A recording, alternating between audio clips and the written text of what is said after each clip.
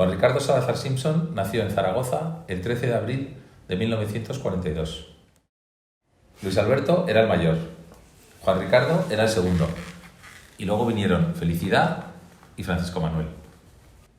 El padre de todos ellos se llamaba Manuel, era abogado del Estado y su primer destino fue en Zaragoza. Su madre, Felicidad, se ocupaba de la casa y la educación de los hijos. Luis Alberto y Juanri, como le llamaba cariñosamente todo el mundo, iban al colegio de los corazonistas, porque estaba cerca de la casa en la que vivían. En ese colegio tuvieron una educación religiosa. No había televisión, y por las noches mi padre me contaba que escuchaban la radio. Nos metíamos en una de las dos camas, en la mía normalmente, nos tapábamos con todas las mantas que había, las suyas, las mías y todas, para que no se nos oyera afuera. Poníamos una radio y nos oíamos la obra de teatro entera por la radio. Pero claro, teníamos que estar ahí escondidos para que no nos oyeran mis padres. Y nos reíamos. Mi hermano estaba desde que nació, tenía una enfermedad que era un soplo cardíaco. Por culpa de la afección del corazón, no le dejaban correr, no le dejaban jugar con sus amigos, a veces no podía salir al recreo, tenía que guardar reposo, y eso le convirtió en una persona más reflexiva, más introspectiva, y sin duda yo creo que eso influyó en que se acercara a la religión. Con unos 12 años o algo así, organizó una huelga en el colegio. Organizó una huelga porque consideraba que su profesor de matemáticas no explicaba suficientemente bien las cosas, y lo que hizo fue convencer a los demás alumnos de su clase para que no entraran en la clase y no fueran al aula cuando había matemáticas. Y aquí sentó a todos los de su clase, los 40 tíos de su clase, los sentó aquí en la ESO, y no entraban en la clase. Y el profesor entraba y decía, venga, para adentro. Los tíos ni se movían. Y le organizó una huelga a ese profesor. Mi padre en ese momento era el presidente de la asociación de padres, por casualidad. Y entonces le llama por teléfono y le dicen que le organiza una huelga su hijo Juan Ricardo. Joder, la que se formó allí. Lo sorprendente es que tuvo éxito y consiguió que cambiaran al profesor. En el año 1958, su padre cambió de destino y la familia se trasladó a Madrid. Él sistemáticamente cuestionaba a sus mayores, si consideraba que no estaban a la altura, pero si sí lo estaban había que respetarlo. Él era perfeccionista, era temperamental y las cosas solo se podían hacer o bien o mal, no existía ningún otro término medio. Quería detalles y los detalles eran muy relevantes. Dentro de eso, claro, eso también lo llevaba a su vocación. Yo me di cuenta cuando un verano que fuimos a Fuenterrabía, tenía 17 años, una cosa así, y yo me acuerdo que empezó a darle un poco vueltas a la cabeza a meterse religioso. Mi padre le dijo una cosa muy razonable. Le dijo, mira, yo te dejo entrar en religión como es natural, porque la mayoría de edad era a los 21 años, no era a los 17 o 18 que tenía mi hermano en ese momento. Le dijo, yo te dejo que entres en religión, pero antes tienes que ingresar en una de las facultades de ingeniería. Porque como yo ya sé que a ti lo que te gusta es la ingeniería, y como te metes religioso, pero te puedes salir, pues no es bueno que te quedes tirado, de tal manera que tú tienes que primero ingresar en ingeniero. Juan Ricardo ingresó en la Escuela Superior de Ingenieros Industriales de Madrid y después estudió Humanidades, Filosofía y Teología en la Universidad Pontífica de Comillas, que terminó con la máxima calificación. Fue Premio Nacional de Tesis Doctoral, que además la premiaron como el mejor trabajo científico del año. Y la terminó con la calificación de cum laude, que quiere decir que todos los miembros de Tribulán le dan un 10 sobre 10.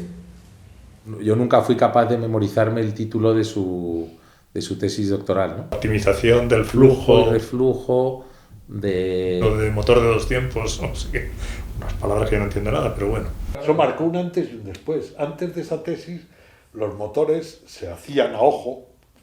Entonces tú intentabas conseguir más potencia de esta manera, conseguirla de la otra, probabas, no resultaba, te cargabas motores. La tesis doctoral de tío Juanri se estudia ahora mismo en ingeniería mecánica en Inglaterra. Si vas a Cambridge, está allí y se puede buscar y se encuentra. Otra de sus aficiones era el ajedrez, a la que le dedicaba muchísimo tiempo, le gustaba y recuerdo que varias veces fue a Linares al Campeonato del Mundo. Otra cosa que le gustaba mucho a mi tío Juan Ricardo era la Fórmula 1. Sabía todo de los pilotos, los coches, las escuderías, los distintos motores y siempre estaba muy pendiente de las mejoras técnicas que hacían los coches de Fórmula 1 y que luego se incorporaban a los motores de los coches del día a día. También llegó a tener un equipo de motocross con los mejores alumnos de sus clases. Es decir, para poder participar en el equipo de motocross tenías que sacar más de notable y si no, no te dejaba él competir en su equipo de motocross.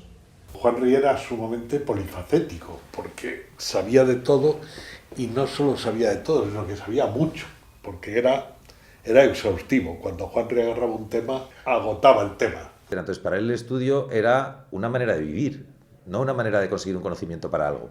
Era una manera de vivir. Entonces, todo tenía que partir del estudio. Y ese estudio daba perfección, lógicamente. Terminó de estudiar a los 33 años. En 1984, Ignacio Ellacuría da unas conferencias en Madrid. Allí se conocen y Juanri decide dar a su vida un sentido más allá de la escuela de ingeniería. Decide priorizar su vocación de jesuita y viaja a El Salvador. Cuando él llega estamos en medio de la guerra, ¿no? Entonces es un momento más bien de la diplomacia, del análisis sociopolítico, de la cuestión de los derechos humanos tan severamente afectadas, etcétera. A mí me fue comentando realmente cuál era su sueño, ¿verdad? Y entonces él me decía, yo lo que quiero es una universidad, me decía. Pero en una de tantas reuniones me dice, he notado y me han hecho ver, me dice, de que la educación secundaria aquí en el país es bastante deficiente. Entonces, si yo quiero, me dijo, lograr una escuela técnica de ingeniería de gran calidad, no quiero que los estudiantes que lleguen provengan del sistema educativo nacional. Entonces he pensado de que antes de formar la escuela técnica, vamos a formar un colegio. Entonces, cuando se le ocurre la idea de hacer algo, pues me viene a mí. Y claro, yo le debía colaboración en lo que él pidiera y naturalmente se la di desde el primer momento. En 1992 termina la Guerra del Salvador y con la ayuda de sus hermanos compra unos terrenos en Soyapango y constituyen la Fundación Padre Arrupe para crear un colegio.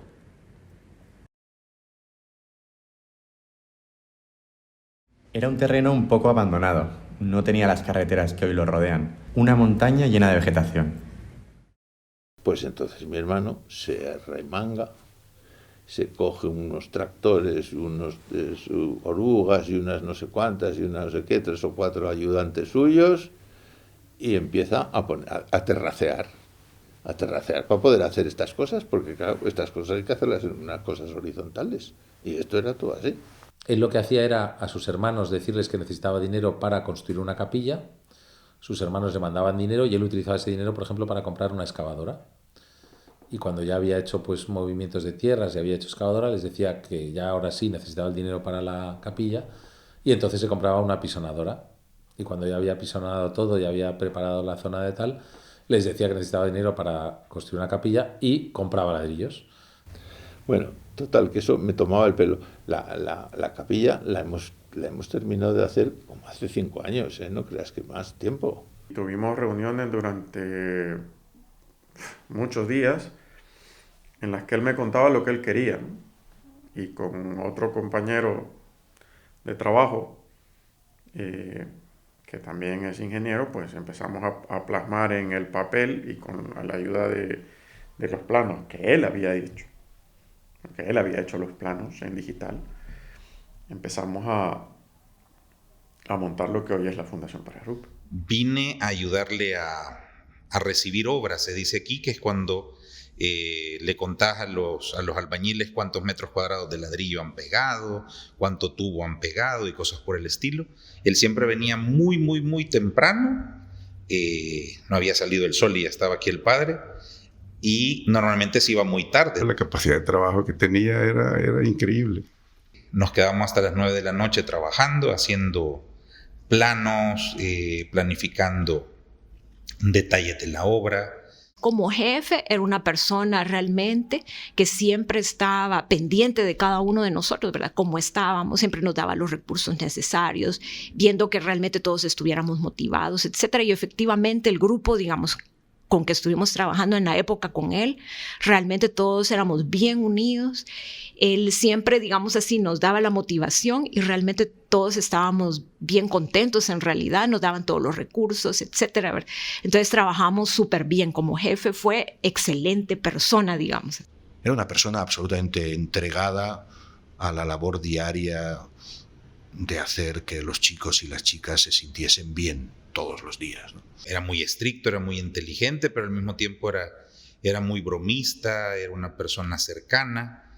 Cuando se molestaba era una persona muy, muy seria. Las cosas que no le gustaban y no había forma de hacerlo cambiar. Pero normalmente era una persona muy alegre y era fácil compartir con él.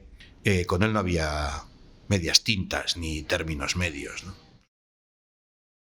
Juanri nunca dejó de hacer ejercicios ignacianos. San Ignacio de Loyola decía que cada 7 años hay que plantearse la fe. Hay que replantearse los votos que uno ha dado para hacerse jesuita. Y él los hacía. Hacía esos ejercicios y consideraba que el resto de jesuitas también tenía que hacerlos. Me decía, hoy me tengo que ir a hacer ejercicios espirituales con la hermana Dolores y las monjitas. Tenía una religiosidad bastante peculiar, porque como buen científico y como buen religioso tenía que concatenar esas dos visiones del mundo. Su vocación sacerdotal era tanto más como la del doctor, ¿no? El doctor en mecánica de motores, ¿no? Esas dos facetas las tenía muy marcadas. Tío Juanri siempre vestía igual, siempre, que era otro de sus detalles. Siempre con sus pantalones grises. Con una corbata azul oscura casi negra, parecía que era de luto.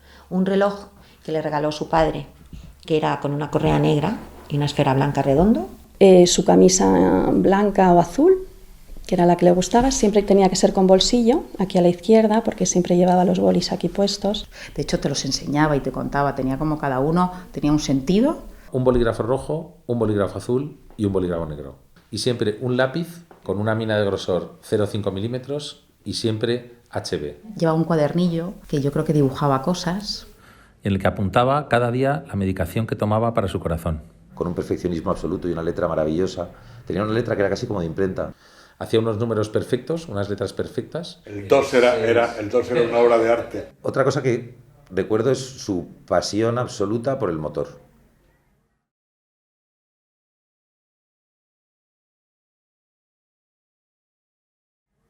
Recuerdo una frase suya que él mantenía, que el descubrimiento y el invento más relevante de la historia era el motor de explosión. Para él el motor de explosión era como una especie de adoración por lo que había supuesto. Y por supuesto por conocerlo, y conocía todos los detalles. Yo recuerdo horas y horas con motores. Él trabajaba mucho con los motores, le encantaban los motores. La moto la ponía a unas velocidades importantes. Era muy bruto, conduciendo era muy bruto, porque iba siempre a tope. Si le dabas un carromato, pues iba con el carromato a tope. Y si le dabas un Ferrari, iba con el Ferrari a tope. Juanri no conducía, pilotaba. Él nos enseñó a montar en moto y era el plan que hacíamos en Jaca cuando íbamos a Jaca. Ponía en marcha 3 motos muy antiguas. Lo primero que hacíamos al llegar era sacarlas, las desmontábamos enteras, limpiábamos todas las piezas con pinceles y con gasolina, las volvíamos a construir y para arrancarlas lo que hacíamos era colocar la bujía en el fuego de las cocinas. Siempre en la parte azul de la llama, que era la que más calentaba. Y ya incandescentes echábamos con una jeringuilla gasolina en el cilindro, la atornillábamos la bujía y ¡brum!, las acababa arrancando Juanri, ¿no? No se quedaba solo en lo teórico.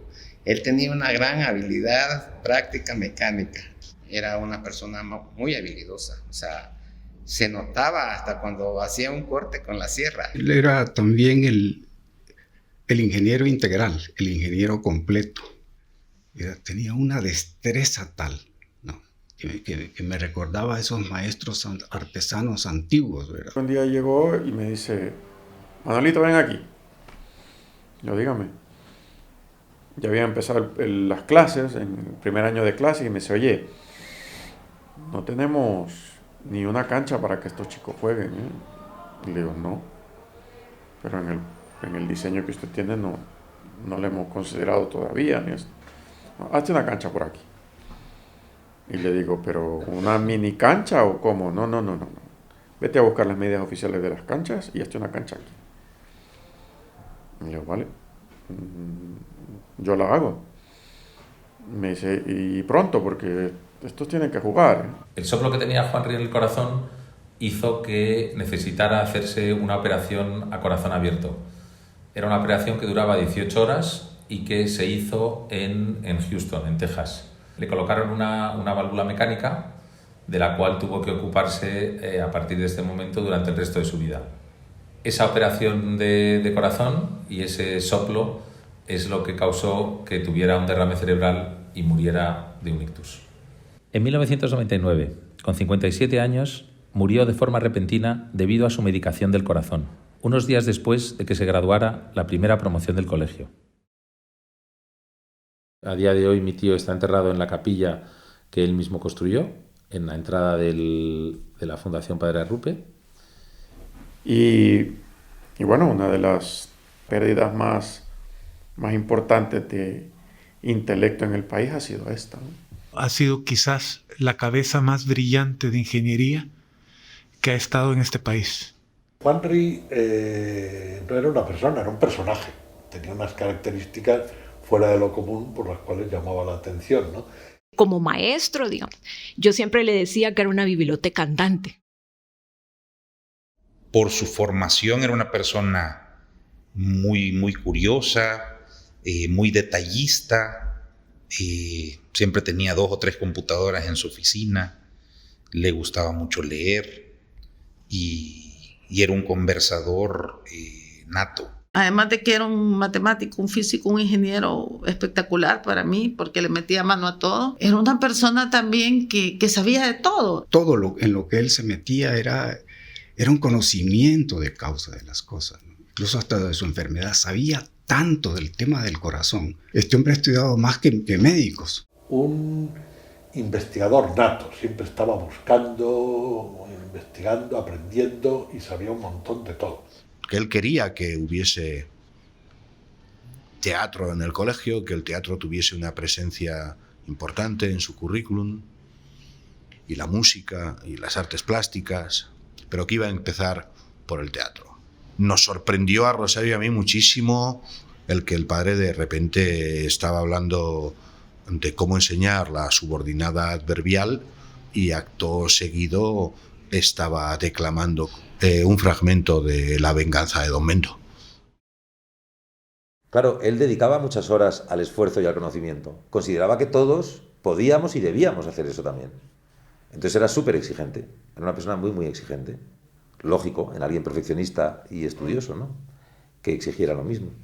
Se nos marcó de que teníamos que trabajar para que las cosas se lograran y se lograran a tiempo y se hicieran sobre todo bien. Las cosas tenían que hacerse bien porque de eso se trataba.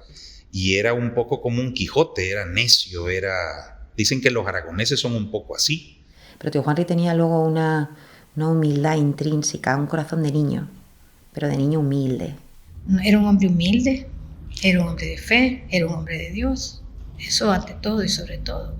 Y una persona súper sencilla. Si uno le buscaba para cualquier cosa, él siempre estaba disponible. Tenía una capacidad para dejar de lado lo suyo, para resolver tu problema, que realmente era impresionante. Era notable la disponibilidad de este hombre para hacer un favor. Además que disfrutaba haciendo favores. Era una persona que estaba siempre dispuesta a ayudar a los niños, pero que le gustaba también que los niños fueran honestos. Yo diría que subió el nivel educativo de una tremenda área metropolitana con conflictos fuertes, con diferentes niveles sociales, ¿verdad? Pero sobre todo una clase media, baja, pujante, que aprende a apreciar la educación. Fuimos el primer centro en firmar un convenio con el Ministerio de Educación de España para que niños y niñas de Latinoamérica recibiesen doble titulación. Yo fui de la primera promoción del colegio que tuve el honor de estar con el padre, y ahora mi generación, mis hijas, están acá. Ya son 22 promociones ahorita, muchos profesionales fuera y dentro del país, con esos valores que él los tenía bien inculcados, el saber, valorar y elegir, que es el lema del colegio. Yo me impresiono mucho cuando lo vi en El Salvador, haciendo feliz a los demás y feliz con un sueño y un proyecto. Creía en el potencial de la gente, él no miraba un estatus con otro, sino más bien creía que todos teníamos la capacidad de podernos desarrollar. Si tenía que ir a un sitio a cenar con gente, con el presidente del gobierno, iba, pero que al día siguiente lo veía otra vez en su colegio y con su gente, con la misma ropa y la misma forma de ser. Ha sido una persona que ha marcado y sigue marcando la vida de muchas personas aquí de la zona de Soyapango. Aunque suena cliché, hay personas que sí te marcan la vida y él sí me ha marcado la vida, ¿no? Era realmente una persona jovial, ¿no? Es que siempre estaba sonriente. Siempre cuando le vimos feliz.